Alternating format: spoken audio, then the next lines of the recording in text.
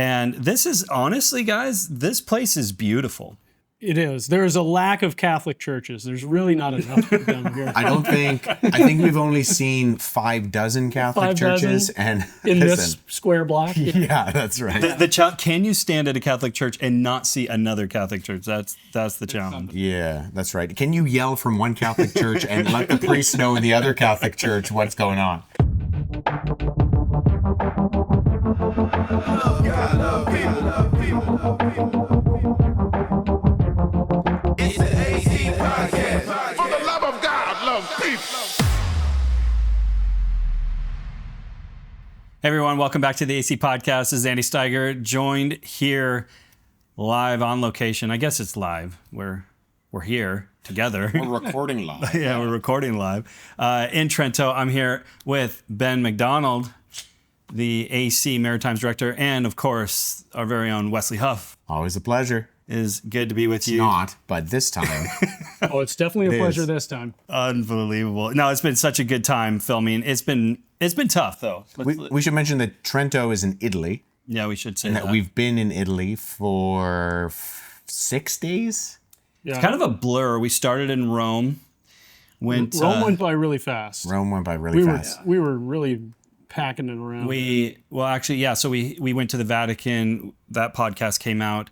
Then the next day we went to Pompeii and Herculaneum. Oh, so close. I thought he was going to get it. I can never say it. Andy's been practicing and still can't get it. Yeah. It's okay. You'll go home and you'll say it fine. Yeah, I just weep at night if I could only say it correctly. And then after we did all that, we did, of course, the Colosseum, Palatine Hill. What else did we do? We saw the Pantheon. Yeah. Oh, and then a lot of fountains, a lot of human beings, a lot of people, a lot of good people watching. We missed a couple turns and got sent through a one-way that took us completely around. We circled the Vatican at least 3 times. Driving in Rome. It's a tough thing. It is not easy. I had sympathy for you the whole time. I appreciate that. Yeah, the GPS, it seemed wrong. Okay, first of all, GPS was of no help, and then Wes was my navigator. You need to look and listen Yes. to what the GPS is saying. I'm just trying not to run people over. You know what, though, I was thinking? We did circle the Vatican a number of times, but it really tells you how small Vatican City is as a nation. As its own country. Yeah. Yeah, it's about 10 minutes to circle. Circle it, yeah. Yeah, you can walk it very quickly.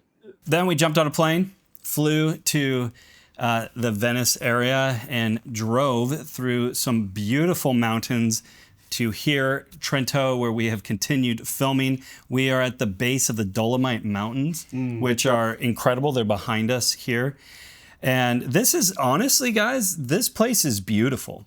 It is. There is a lack of Catholic churches. There's really not enough of them here. I think we've only seen 6 Catholic churches and in this square block. Yeah, that's right. Can you stand at a Catholic church and not see another Catholic church? That's the challenge. Yeah, that's right. Can you yell from one Catholic church and let the priest know in the other Catholic church what's going on? But it has been everything I expected it to be. The food has been incredible. We've been eating full pizzas to ourselves at every meal.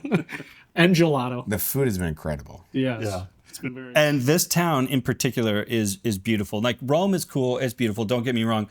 But when you think quintessential, Italy.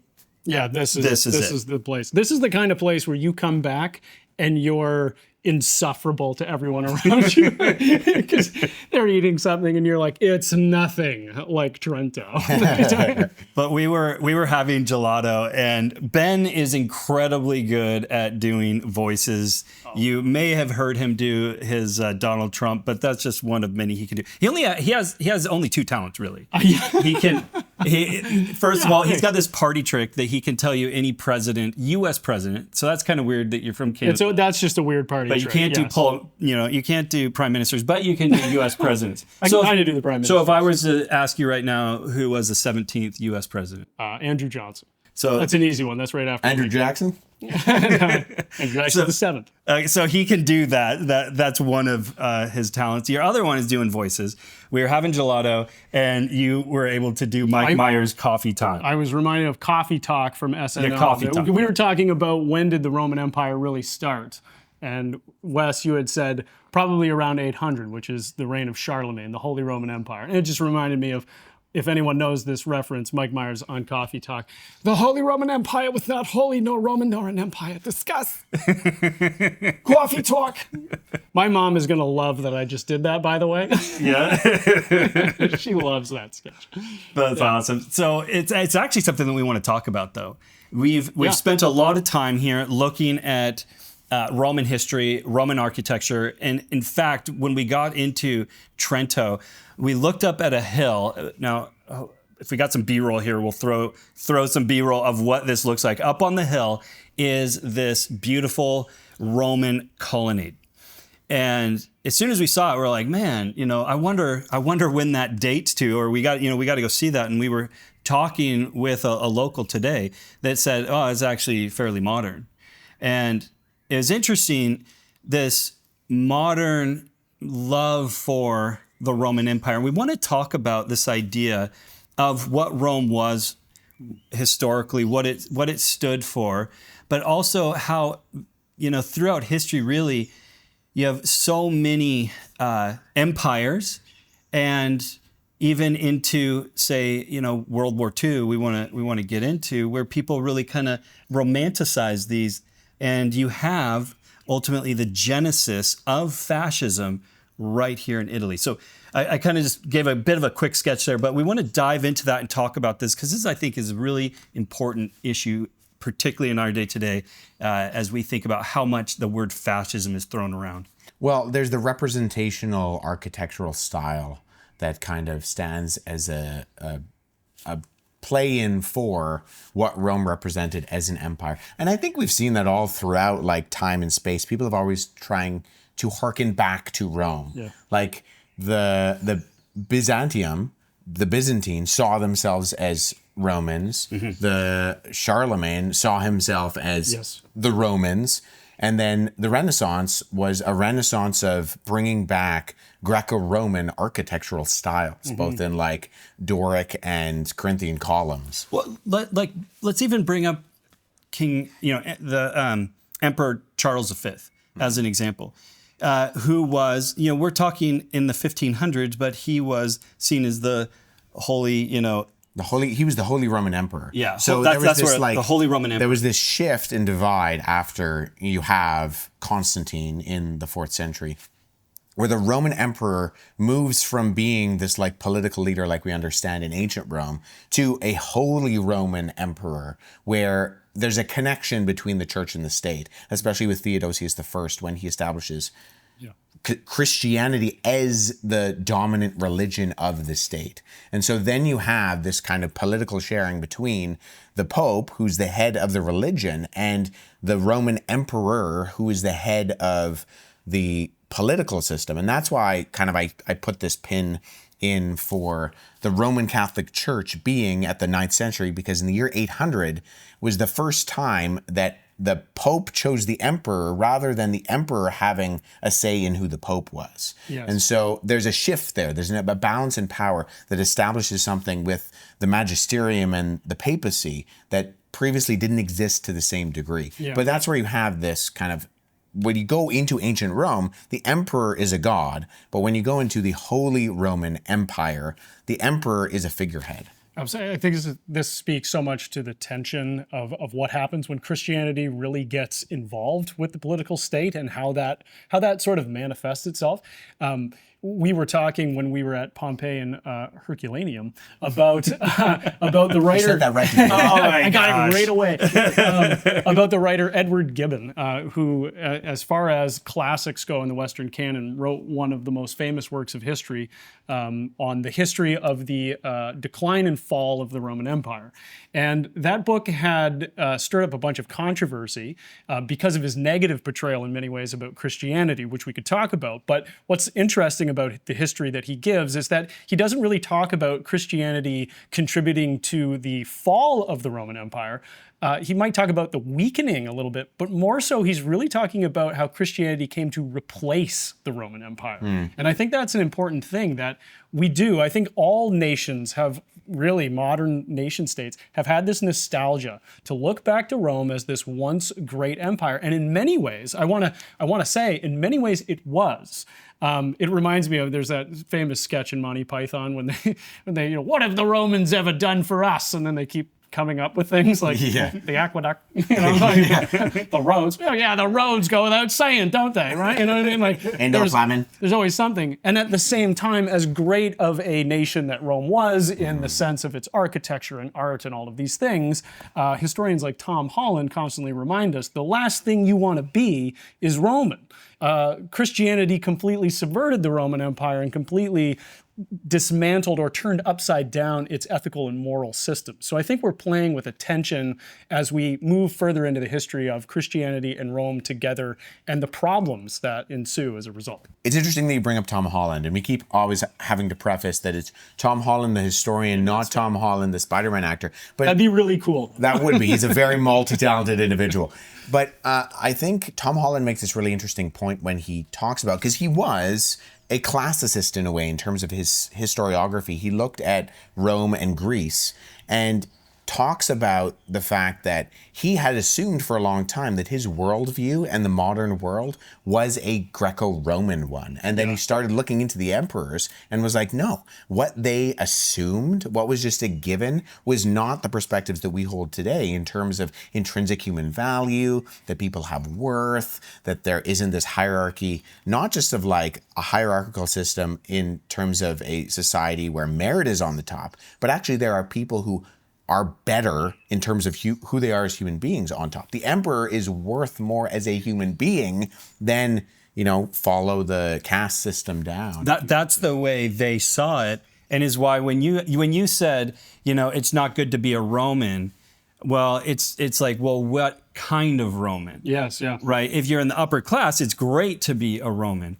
But if you're not, then of course it's terrible. And there's that other sense in which, they produced arts and culture. At what expense and how and among who, And this is why it's so interesting to see the Roman Empire become Christian under Constantine and then later on with Theodosius, because we clearly have the subversion of the Roman Empire happening within the gospel narrative. One of the greatest examples I can think of is we have something called the Priene calendar. We actually have this as an archaeological discovery.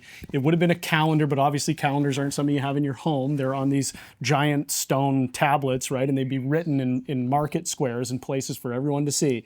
And Augustus has an inscription on that talks about how he brings the good tidings. He brings the euangelion, right? Uses the words for good news. Well, that's the very beginning of Mark's gospel. And there are scholars who have made the connection and said, clearly Mark's gospel is referring in some sense to, you think Augustus is the God who brings good tidings. No, in fact, it is Jesus Christ. And what does Jesus do? Does he then go and fight the powers that be? No, he goes into the desert and does battle with Satan and the principalities and powers. That's littered throughout gospel narrative. And so the idea that somehow these texts, this faith, this tradition, then gets brought into, now the emperor is a Christian, you can see trains running into each other all of a sudden. I mean, this is going to be a collision. And you have a similar thing with the Gospel of Luke, where the angel tells I think it's the shepherds, today in the city of David is born Christ. Right? And then you have at Emperor Augustus's birth, today in the city of Rome is born a god. And so I don't think it's necessarily like a one-to-one comparison. It is exactly what Luke is doing. Maybe, maybe not. But nonetheless, there would have been in sort of the mind's eye of people, this kind of pushing back against the political system of the day.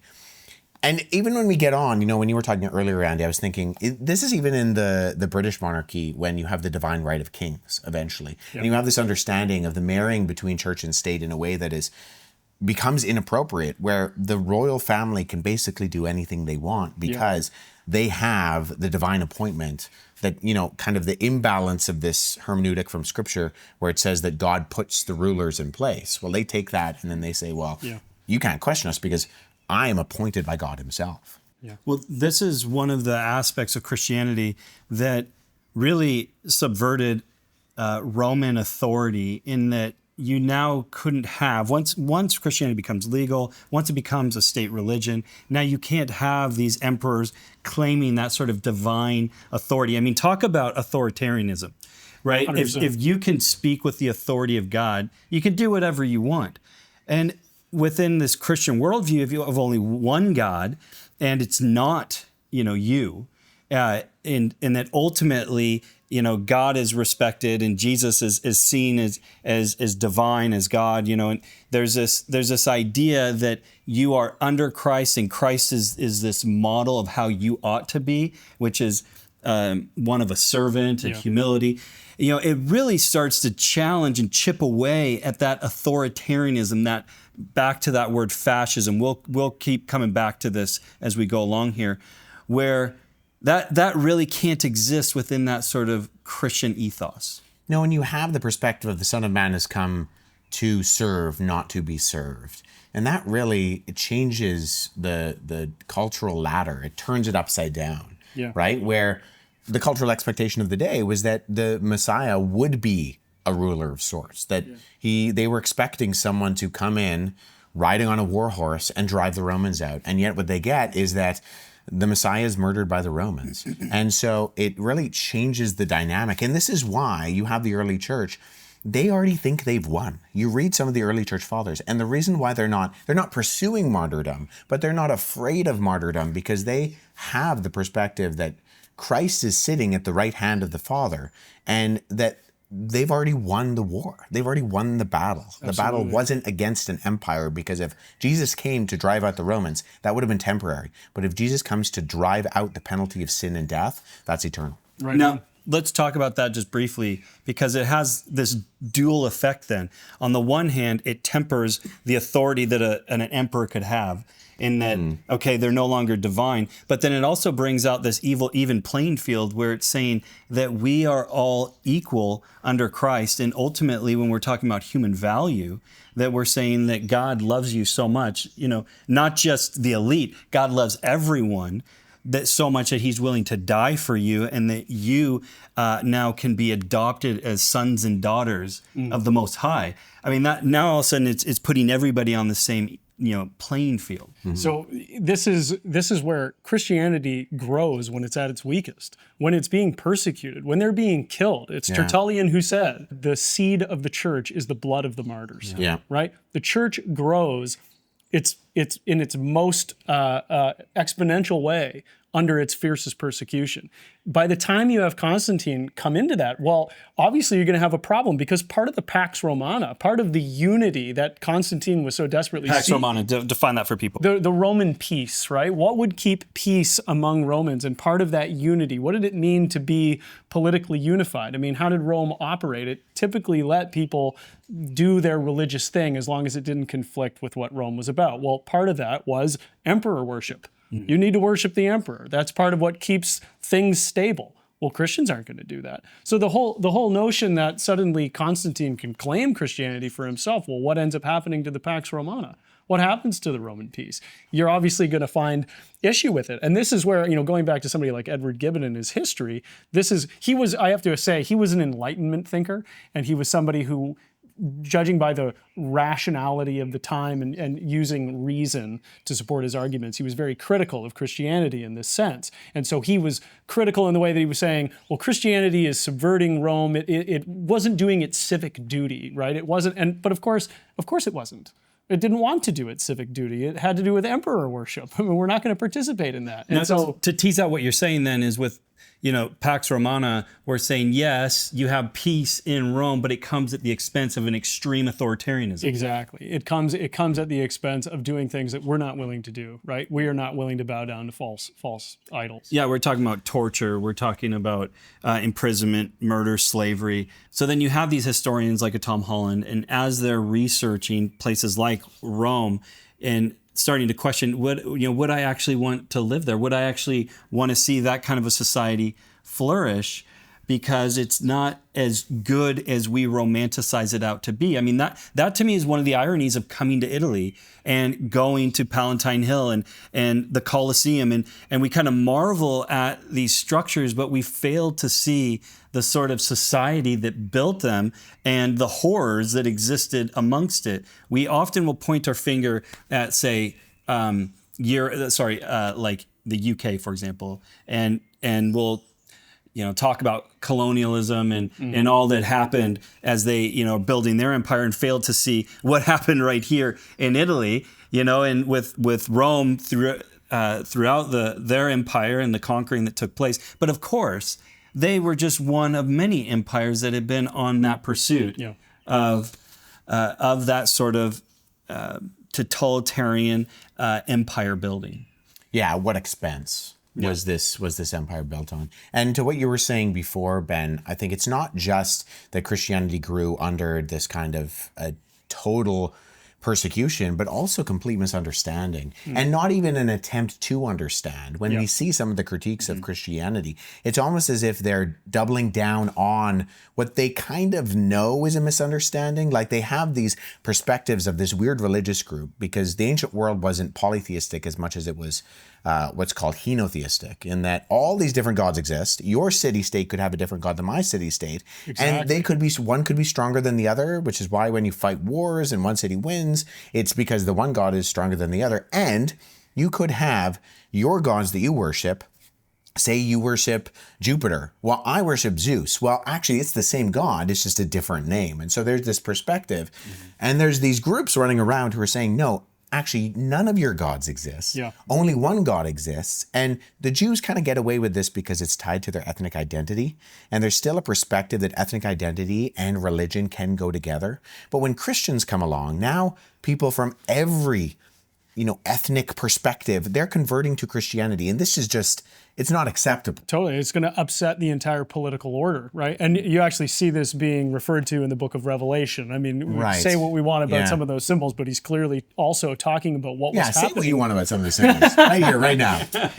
We don't want anybody commenting on this, at length. But there's obviously stuff going on with the removal of gods. We've talked before about the fact that Christians in many ways are the first atheists in this sense. That, well, we don't worship any of these gods anymore. Well, that's because they don't exist. And we have to understand how deeply embedded that is with the economic and social structure and fabric of the Roman Empire. Yeah, so it's not just that early Christians are referred to as atheists in that they don't believe in the gods, but they're also called antisocial because they won't participate in the social events of the day, which are inherently pagan. And going back to Tertullian, who you mentioned before, he says if the Tiber River is too high, which is the river in Rome, or the Nile River is too low, which is the river in Egypt, the cry will ring out the Christians to the lions. Absolutely. And it's because they use the Christians as a scapegoat, right? If there are natural disasters happening, what explains the natural disaster? Well, if you're in Athens and there's a flood, or there's a drought, or there's a famine, or there's a, what do you think is going on? Well, Athena, the patron god of Athens, she's probably mad. Yeah. Well, why could she be mad?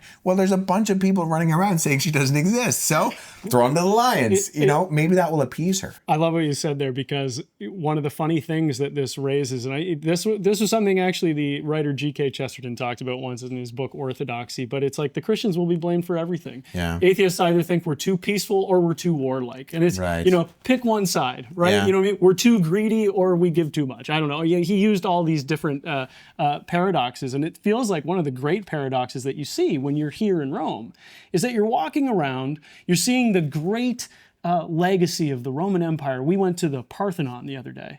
Pantheon? Pantheon. I get them confused. We went to the Pantheon the other day. We went to the Pantheon the other day.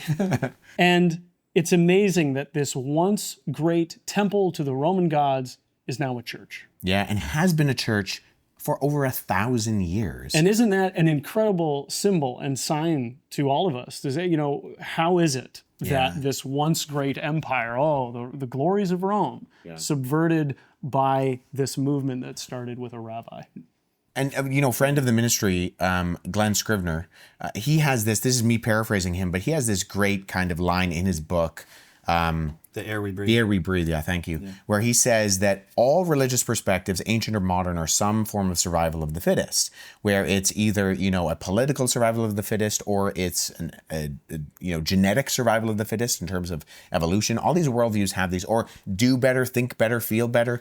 But Christianity subverts that in it's that the fittest steps down and sacrifices himself for the survival of the weakest. And in terms of a Roman context, that's foolish. Yeah. Right? That's why the cross will always be a stumbling block to the Jews and foolishness to the Greeks, is because to look at a crucified individual, like we went to Palatine Hill to look at the location where the Alexamenos Grafito was located. And the Alexamenos Grafito is one of, if not our earliest depictions of Jesus on the cross. And it's a mocking statement about an individual, Alexamenos, who's probably a slave boy, and he's worshiping Jesus on the cross, but it's a donkey. He has a donkey's head. And this is meant to mock it, because who would ever worship a crucified God? Hey everyone, Wes and Andy here. We are in Rome at the Roman Forum, and we want to let you know of an exclusive where our content with Apologetics Canada is going to be out on the YouVersion app. We are really excited about this. We have a 5-part series on the area of apologetics. It's going to be an awesome opportunity to read more about what apologetics is and be grounded in the scripture. Go check it out. Make sure you go to apologeticscanada.com to find out why we're here in Rome filming and how you can get more information on our partnership with YouVersion. We're here road tripping in Turkey, listening to Troy, aka Scribe Music's music. And his new single just dropped, Low Seat. It's awesome. Go check it out. Patient in the low seat. I know there's a table with my name, so I ain't never gotta change or they notice me. I'ma keep my head low when I aim high. Patient in the low seat. Been so many doors that I've been knocking on. I think it would be good for us to kind of turn the corner here and talk about fascism. It's a word that gets thrown around a lot these days. It's a politically charged word. I think ultimately, just to be clear, this is how I'm defining it, guys, and you can jump in here. Fascism is just authoritarianism. It's totalitarianism. It's to rule by force, by authority. And in fact, the word fascism and the idea of fascism was birthed here in Italy with Mussolini. And it's this idea of the word comes from this idea of a bundle of sticks, and it's a bundle of sticks around an axe head. So it's that idea that you're ruling with that kind of authority or power, that you subvert those that get in your way, sort of idea. Yeah. So, and this is, like you said, this is the birthplace of it. We were talking even to a tour guide today in Trento who was making note of this. You have Mussolini after World War I, again hurt by the Treaty of Versailles. From 1919 to 1922 is the rise of the black shirts, and then eventually joins the Axis of Evil with Hitler in 1936. It's a devastating history. And I think what this sort of highlights and shows, to me at least, is that there is a sense in which humanity seeks after power and it seeks after control. And outside of the revelation of Jesus, these are the hands that are going to keep trading on power. This is where it's going to continuously end up. And when I think about, there are figures like Nietzsche, for instance, who were atheists, nihilists who believed that, we're in a post-Christian, we're moving outside of the Christian era. God is dead. We have killed him. And, what games will we invent now? And he was somebody himself who romanticized Rome and Greek eras for precisely the sort of power they manifested, and thinking this is the way to control, this is the way to govern. And I just think it speaks volumes again to say, these are the political powers that take the place and rush in the moment that Christian love, humility, and forgiveness are not present. It reminds me of the age-old sin that goes right back to the garden, right? When Adam and Eve decided to eat from the tree of the knowledge of good and evil, and to know, yada, to the difference, it's less of an intellectual assent, and it's more to just be calling the shots on your own terms. God is the only one who actually has the ability to tell us what is good for us for us to flourish. And yet we want to call the shots on our own terms, to decide what is good and what is bad for ourselves and for society. Yeah. And we want to be that judge. And I think that's more emblematic of what it means for them to know what it means between the difference of good and evil when they eat that fruit. And like Satan says, you will be like God.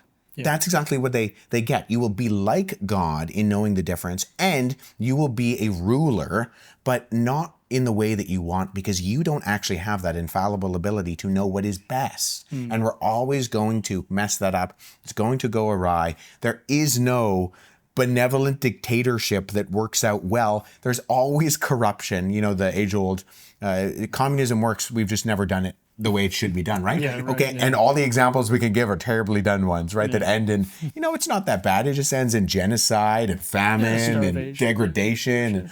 And it's the age-old sin of the garden. We want control, autonomy, right? Autos, self, nomos, law. I think it'd be important for us just to clarify here too, when we're using the word fascism, and this kind of goes to what you were saying, even with bringing up communism, we're saying because often these days, basically, if you don't like something or a political party, you just say, oh, they're a fascist, or that is fascism. And I think it's important just to hear us here that I think any political party could be fascist. I think you're being a bit of a Nazi in these definitions, Andy. I don't like what you're saying, and therefore you're a Nazi. You're a fascist. So I think it's just important for us to appreciate. We're not saying this is indicative of the left or the right. This could be indicative of any sort of political leaning across the spectrum. Across the spectrum, and that's important for us to. But I do think what we're saying though is that you do see a movement today, to end fascism and to stop fascism, and it's like, have you tried Jesus? Right. Well, I think because it seems important. Like these are the things, like what else has subverted these powers? We're going to stop fascism by shouting you down. And that's it. I think what happens outside of the revelation of Christ is that you run into inherent contradictions in the things that you try and uphold. There's no ground without it. Well, that's the irony of the social justice movement in that sense that, right, in the one sense we're like, okay, yes, absolutely, we want to seek good and peace and all of those things, but it's interesting how politicized terms like social justice have now become, that now social justice, we're not even sure what that means. It's like, I would love to be clear about that because I'm all for social justice, and I believe that the church is but we think of it from a Christian perspective. But exactly, and that's the point, is that when we talk about it now culturally, it takes on this political movement that tries to take control and power and force people into doing what we want to do because that's just what's good. And that's just not the Jesus way. This goes to what you were saying, Wes. It gets back to the Garden of Eden problem where we want to be judged. And that's where people will always justify it, right? Yeah. Because nobody goes into these sorts of things like fascism and says, oh, I just want to do evil, and so I'm just gonna do that any way I can, sort of idea. They all, Mussolini to Hitler, you name it, and any social justice warrior, they're always couching their ideas in this kind of utopian paradise, right? That if they could just get their way, everything would be right and good. And the ends benefit the means. That's right. So if you need to eliminate a weaker than population in order to encourage the survival of the fittest for the population to be the best they possibly can be, the Ubermensch, then, well, that's just what you got to do. And so it ends up causing more issues. Absolutely. I think there's something really radical in the fact that when Jesus came to a situation in which people were being politically oppressed and kept under thumb by the Roman Empire, he did precisely the opposite, where he did not go to Rome and say, change your ways. He actually went to his own people who were subjugated and said, love your enemies, do good to those who persecute you.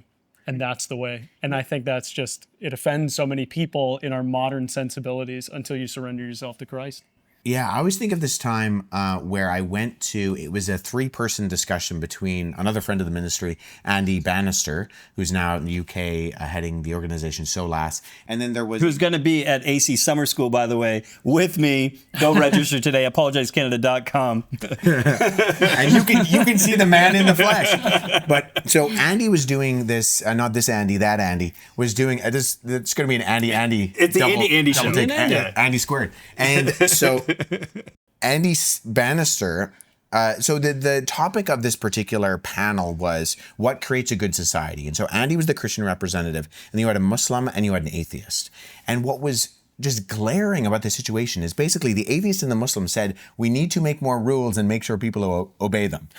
Right? It's like secular materialistic rules or Sharia rules. And Andy Bannister was brilliant in that he said, we're never going to make enough rules that people aren't going to try to find the loopholes or just do it because they don't want to get in trouble. The only way to create a good society is to change people's hearts. That's right. And the only way to do that is Jesus. And it was so radically different than the other two perspectives that you could see that they didn't know what to do with it. Because they were like, well, yeah, but maybe if we just make people do better. And you're like, it's not going to work. That's right. And that's where the solution is to love God and love people. That's right. Hey, Hashtag AC. So I think that this is important as we started this podcast, because we were talking about how here we are in Trento, and up on a hill is this symbol. It's a monument to fascism in that it was built as kind of literally up on a hill. You can see it from a distance. It's kind of it's a monument to a particular power system.